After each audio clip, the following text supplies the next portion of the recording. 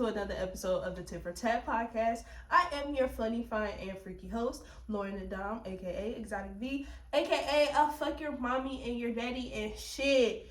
You can add your homeboy and your homegirl too. Hey y'all, did you miss me? I'm gonna lie, me trying to do intros be like very, very hard because it's like I'm just gonna always ask y'all, did y'all miss me? Because I be missing y'all a little bit, especially because life is life and real bad. And bro, when I tell you, I just can't wait until this year is over with, right?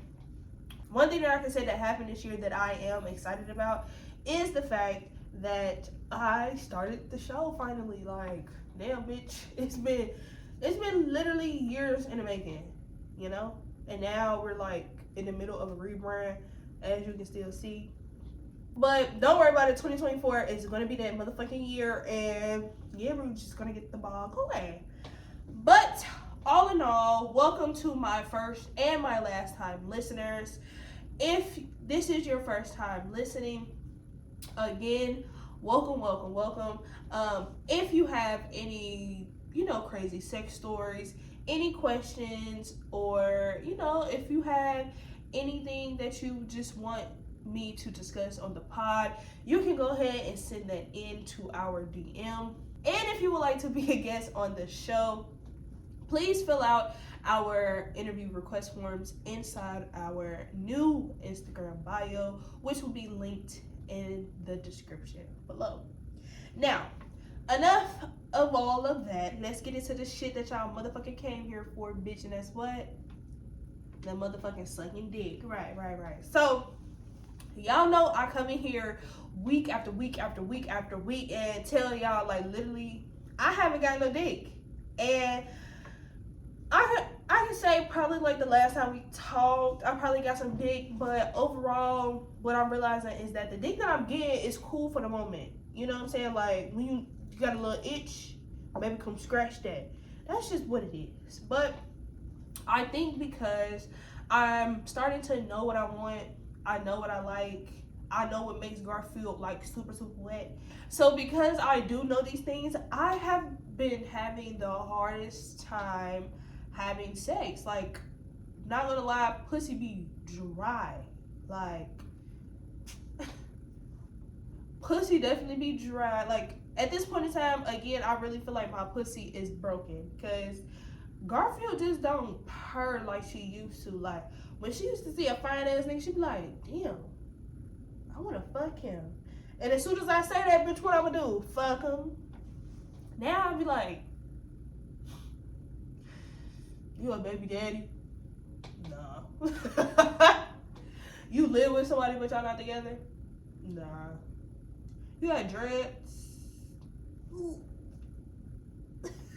Now, don't get me wrong. I love me a dreadheads, like Stacey Red said, bitch, dreadheads do it the best, yeah. But dreadheads be the biggest fucking hoes. Like, every fucking dreadhead I know is a hoe. And then they pretend like, oh no, I be chilling. I ain't got no hoes. Shut the fuck up. Cause I know the bitch who be doing your retwist, be riding your dick at the same time. Stop fucking playing with me, bitch. Like, all niggas with dreads are hoes. Period. That's why I love me a nigga who got a cut like me, bitch. We faded it out. Like, you feel me? We in this bitch. And they cut with my twin. Like, like every single one is a hoe. Like, even if you got the little starter locks, them little doodle dreads, like them little motherfucking what's the one little candies that be like them little motherfucking Mike and Ikes that y'all got in y'all heads? Even them, bitch, soon as you decide, oh yeah, I'ma lock up, hoe. I don't make the rules, bitch. That's just what it is. Like, come on now. Just like if you got a baby mama, you're a hoe. If your baby mama's still alive, you a hoe. If your child is under 5, you a hoe. Like I said, niggas with dreads, you a hoe. If a nigga make some of his money from sports betting, he's a hoe. Any nigga who just start going to any nigga that wear New Balances is a hoe. Any nigga that got an Instagram is a hoe. If your area code start with 513, use a hoe. If it start with 937, use a hoe. 502, bitch, use a hoe. 708, bitch, use a hoe. All of y'all niggas be some hoes. But that is not why I came on the show at the end of the day. Anyway, back to what I was saying. So overall, like, I just really haven't been getting no dick. So because I haven't been getting no dick, I can't come in here and tell y'all stories about shit when I'm not getting this shit. You feel me? So I wanted to switch it up today and just, you know, I done told y'all about certain things that I don't like when it comes to the bedroom. So I felt like today was a good opportunity to, you know, reminisce on the good sex or the good memories that I had. You know what I'm saying? Cause honestly, like, I really haven't been having the sex that I actually want to have. And it's like, it's just stressful. Cause Garfield is really Garfield is really broken, bitch. And I don't know how to fix her. Like, I really don't. I really think it's time for me to book a session with a professional dom. Yeah. Because at least I feel like if I do book the session with a professional dom, I feel like that gives me the opportunity to, you know, build my motherfucking stamina up. It gives me time to get Garfield together, get my libido up. Ain't that what it's called? I think so. But yeah, though. Anyway, so again, I just wanted to come in here this week and just, you know, give y'all a few stories about some memorable sex experiences, right? So the first one I'm gonna talk about is basically my threesome. I recently had my first threesome earlier this year, and I'm not gonna lie, it was fun. Like, I definitely enjoyed it. The people was cool. I kind of would do it again.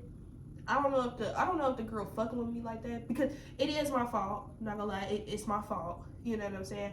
I did tell her, like, when we do this, like, I still want to be cool. You feel me? Like, I really wanted to be friends with her, but then, like, I kid you not, as soon as I had that motherfucking threesome, bitch, life started. Like, life started real life kicking my ass. Bitch, I felt like Marcus Houston when he was getting jumped in that motherfucking hallway on You Got Served. Bitch, I was not here for it. Like, and life still beating my ass. Still. Bitch, this threesome happened when? Probably like July, August. Something like that. Yeah, like July, August, or whatever.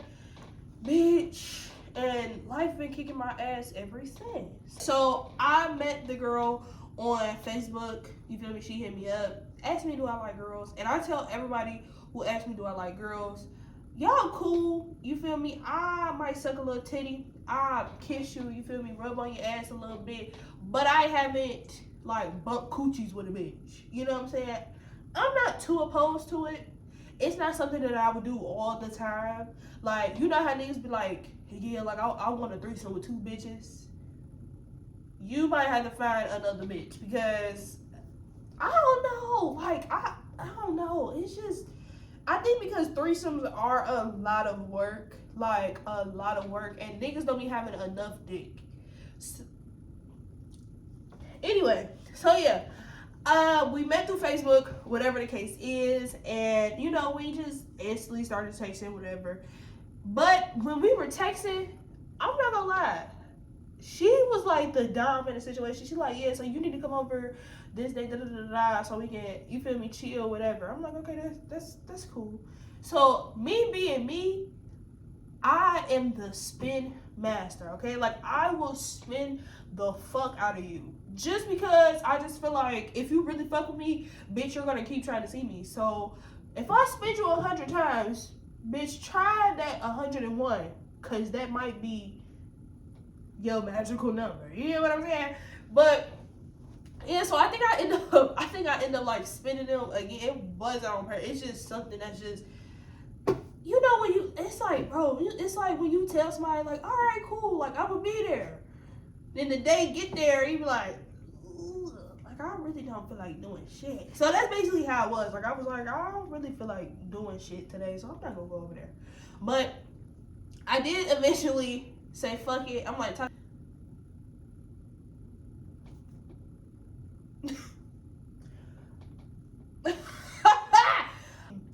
I'm like, Lauren.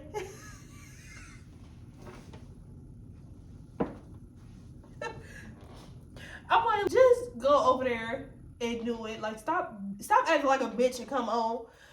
So I went over there, and if you know me, then you know, like, I'm a night owl. So of course it was late as fuck.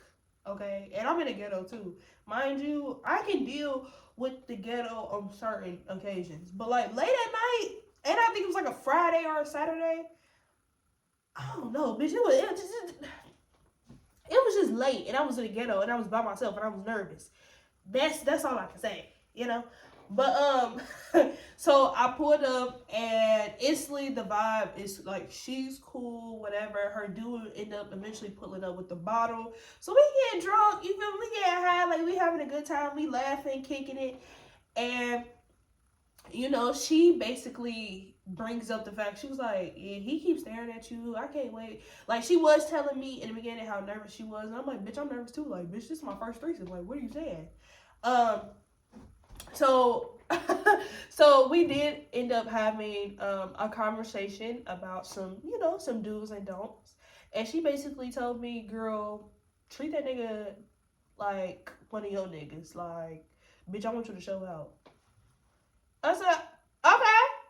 And I did just that, bitch. Like, I'll honestly say, like, the only downfall to my threesome would probably be the fact that all of us are kind of, you know, big bone, BBW status, you know. And so that plus it not being no heat in that motherfucker, like, I guess it was a situation going on where, like, the whole complex was out of air, heat, whatever. Like, you know, y'all know the air conditioning shit wasn't working. And so the fans was blowing, and it's like the fans wasn't blowing enough, because we in this motherfucker going dumb. You hear me? Like, we fucking so, like, intensely, and like, it's like them intense fucks where it's like super hot, like moist type, like it's like moist air. Like, we fucking like that, like fucking to a point where the nigga sweat get the dripping like down. Like, it was just a lot. But all in all, like, I definitely had fun. That was the first time I actually had somebody like use a rose on me too. So I'm like, they using the rose on me, bitch, I'm using it on them, well, on her or whatever. I'm, you know what I'm saying, I'm swallowing it. You feel me? I'm doing that shit. You know? And I enjoyed it. Like, honestly, I would do it again. I think the things I would probably change is I want to just sit back for a little minute. I just want to sit back and watch my partner and the other girl fuck. I just want to watch y'all do y'all thing for a minute and then possibly join in. You know what I'm saying? I don't know what it is about me watching. Like, I think too, it got to a point where she was basically watching like me and her nigga fuck, and I could tell it was making her uncomfortable. So it was like, all right, bitch, come fuck your nigga so I can just watch. So sometimes I would just be sitting there watching like, I just love this. And you know what I'm saying? They talking they shit to each other or whatever. I'm like, okay, I like this. Like, I really enjoy watching people fuck. So, so basically after our threesome, life started kicking my ass. So I kind of disappeared, which, if you are listening or if you watching, I sincerely apologize. Okay, it was life. You know what I'm saying? If we can run it back, let's do it. Even if it's just me and you, girl, I'll bump coochies with you. It's another girl out here. It's a couple of them. Anyway, so yeah, like my first threesome was cool. Like I don't say it was anything bad besides the fact that it was like hot as fuck and we all kind of big boned. Like that was the only thing. I'll say right after I experienced my threesome, I did end up experiencing some type of BDSM. I got tied up, I got blindfolded, and I also participated in wax play. That right there is what I be fucking talking about, bitch. Like, that's what I need. I need a nigga to just take away the stress, take away the fucking, like, I need a nigga to lead and take control when we are in the bedroom. So that means take control of me, discover my body and the things that turn me on. I love that shit so much. So when he tied me up, mind you, I mean mostly everybody from the internet, so I was kind of skeptical about it, but this might sound fucking crazy, but he sent me a video of basically his treasure chest. I like to call it a pleasure chest, but it is basically a trunk full of toys, right? So it's floggers, whips, blindfolds, rope, like wax candles, like basically your full essentials of what you need when it comes to you having a session, which means like you having sex. So he ended up sending me a video of his little chest or whatever, and I absolutely fell in love, right? Mind you, not too many people in Cincinnati have the ability to be dominant or to be lifestyle material. So I feel like it was like really refreshing, and it really turned me on to find like somebody who's black, attractive, and into this super duper kinky shit. Like I love that shit, and I didn't have to be the one to bring it up. Like he was the one, like, yeah, so I have this bar spreader. I'm like, we about to have some fun. Yeah. And that's exactly what the fuck we did, bitch. We had some fun. Mind you, I was nervous my first time, because it's like, when you're having sex with somebody, you're literally putting your trust into that person. Especially if you're being tied up, you know what I'm saying? You're being blindfolded. So it's really like, you can't see shit. You can't move around how you want to. Like, you're literally restrained. So if I'm being restrained with a stranger, bitch, I must like really trust you. And I don't trust people often. But I put my trust in him, and I thank God that I did, because I squirted so much the first time.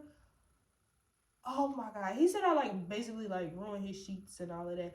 Like I felt like I squirted so bad. Like, you know when a bitch squirt in your bed, you can't just change the covers and all of that. You ever have a bitch squirt so bad you gotta flip the mattress on that ass? That's what it was given. Like I know he definitely had to flip the mattress on that, because I was tripping. Like I was moving so much to a point where like I squirted from like the head, like where my head was, like up here all the way down to like the edge of the bed, bitch. Whole motherfucking bed wet. So I know he had to flip that hoe. Sorry, you know. Garfield says she's not sorry, but I'm sorry, you know. But it was just, I think for me, it was just a release moment that just felt so good. Like it felt so different. I think that's what I enjoyed the most too. I feel like lately when I have sex, especially when I'm just having like straight vanilla sex, it just feels the same. Like it just feels like nothing has changed. Like it'd be like, all right, I know, come in here and suck some dick. He probably gonna lick my cooch for 2 seconds and then stick it in, and then here we are fucking, and then he nuts, and then that's it. Do y'all realize how boring that is? Like, that shit gets boring as fuck. Even if it gets to a point where it's like, all right, we just fucking missionary. Now, all right, okay, we gonna turn around, hit it from the back. All right, shit. That shit is boring. Like, come on now, let's spice it up. Like, it got to a point where I had to start going to dick appointments and just pulling out a vibrator. Like, niggas gonna be mad if I start coming to the dick appointments and pulling out a full fucking 9-inch dildo, bitch. Y'all would be upset. I'll be in this motherfucker like, what? Let's use both. Like, I'm so confused. What? Like, fellas, how would you feel about that? Like, if a bitch that you was about to fuck just walked in, she had like a huge ass dildo with her. How would you feel? Would your feelings be hurt? I feel like that little ego would be crushed, especially if it's if the dildo is like bigger than your dick. Oh, motherfuckers is gonna be mad as fuck. Like, I ain't never fucking this bitch again. But no. So the first time we didn't do the wax play, but the second time that we ended up linking again, the being tied up and all of that was in his course, and then he hit me with the heat. And when it comes to wax play, again, I tell y'all this all the time: you do not use them fucking candles that you would get from Bed Bath and Beyond or Bath and Body Works, whatever the fuck that motherfucking store is. I'm not talking about them candles. I'm talking about actual candles that are made to touch the skin. Okay, for me, I really thought it was gonna be like super hot, like to a point where it's like, ooh, like you know what I'm saying, like, ooh, I don't know if I can do this. It honestly was not that bad. Like, it got to a point where he was just pouring it all on my body, and I didn't even remember, bitch. Like, I was just in such a trance because this is the things that I enjoy. This is me taking my sexual experiences to an extreme. Like, these are the things that I want to do. I want to experience stuff. I want to, pour stuff on my body, whatever. That is another reason why I definitely want to try fire play. Because again, with the heat equals stimulation, you know what I'm saying? And stimulation means gushes in rivers, and I'm not gonna say gush. It just means like rivers and lakes and waterfalls. You know what I'm saying? Like, it just, stimulation gives me very much paradise, because if you're not stimulated, then bitch, how you fucking? Be for real. But no, so I definitely enjoyed that. That was back in August as well. Y'all, that was back in August. That was the last time I really had like any memorable sex. I think I told y'all about the time that I was fucking this one dude, and I basically, like, my soul basically left my body, and I was able to, like, watch myself get fucked. That was another experience that allowed me to get tuned in with my voyeurism. Like, how much I literally love watching people fuck, even if it's myself. I might even be an exhibitionist. Like, I might even like fucking in front of other people. It depends. It depends. Like, I probably would do some shit like that. That's definitely something that I want to try for 2024. Have you all made y'all sexual bucket list for 2024? No. I think that's something that the crew should do. What y'all think? Let's create some sexual bucket lists for 2024, okay? So this means you can be buying a new toy. trying it out.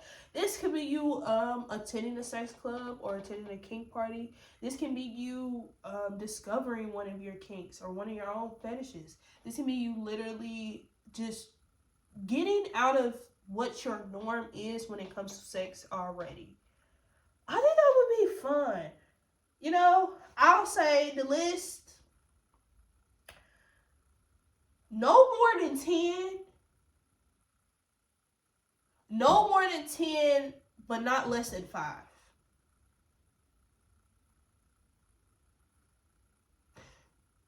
No. Well, let's do it like that. Let's just do it like that, okay? Let's do 5 or more sexual things that you and your partner want to basically do or explore, whatever the case is, in 2024. I feel like that would be so much fun because then now that gives y'all fucking stories to tell me like, oh my god, that is so cute. Okay. So that is so cute. But yeah, I can honestly say that going into 2024, it's the energy of trying to create new experiences for me because I feel like I haven't really explored the way that I want to. I feel like another thing has been the fact that Cincinnati is very, very small. So it's like, if I want to try anything, bitch, I got to get up through. So another goal for 2024 is to travel as much as possible so that I can fuck as much as possible for research purposes, of course. But I just want to, enjoy my life. And a part of enjoying my life means enjoying the people that I connect with and enjoying the sex. Like, why would I be connected with all these people and the sex is trash? Like, what are we doing here? We grown, baby. That's our favorite life. We grown. So, yeah. Get it together. We grown, why the fuck is you still fucking like you 16? But that's another conversation for another day. Okay? But that is all that I really have for y'all. Just a quick two little stories that I remember and that I've enjoyed. Again, a lot of the sex that I have had, I'm talking about, and again, bitch, shut up. You and again, and again, and again.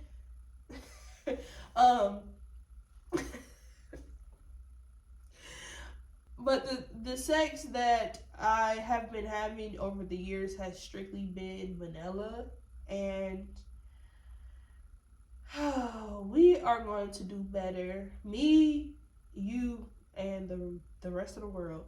We gotta do better when it comes to sex and exploring our bodies and trying new people and new things. Or even if you don't want to necessarily be a hoe, try new shit with your partner. And if your partner not down, then maybe get a new partner. If you can't change the people around you, change the people around you. Okay? But no, that is all that I have this week. Thank you to my first and my last time listeners. Remember, if you want to be a guest on the show, please click the link in our Instagram bio that says interview request form. And if you don't want to be a guest, but you want to be heard, go ahead and send in those hotels to our DM. That can be any sex stories, any sex questions, or any facts or non-facts that you might have heard that you just want to hear me talk about. You know what I'm saying? Get my opinion on. So come on, send it in. You know what I'm saying? But remember to always be humble, be gracious, and be open. So I will see y'all at the top because the bottom is what? Yeah, that shit is way too fucking crowded. Like, do y'all realize life is so bad? I'm sorry. Life is so bad that the bottom is just getting like a little too crazy. Bitch, I'm trying to get to the top. Because the niggas at the top, they come to the bottom too. And it's like, nah. Level up. Level up. Level up. I don't know when I'll be back, but I will be back. So, yeah. Again, be humble, be gracious, be open.